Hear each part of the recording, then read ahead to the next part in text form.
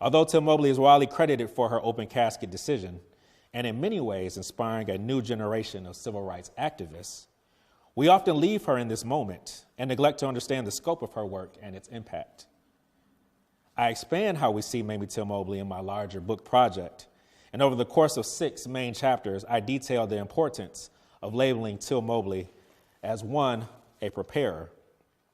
As I explain how Till-Mobley taught her son about navigating the ways of the Jim Crow South, Richard Wright referred to this concept as the ethics of living Jim Crow.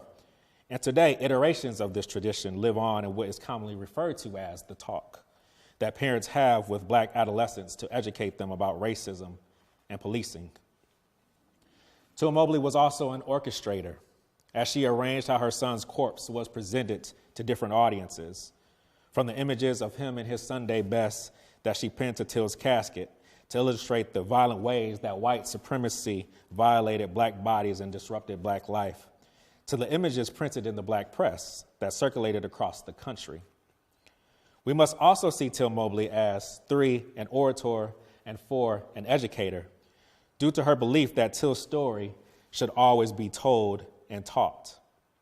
Given her interest in subjects like English and poetry, and her experiences as a public teacher, playwright on the South and playwright on the South Side of Chicago, Mamie Till-Mobley believed that knowledge creation is a transformative practice.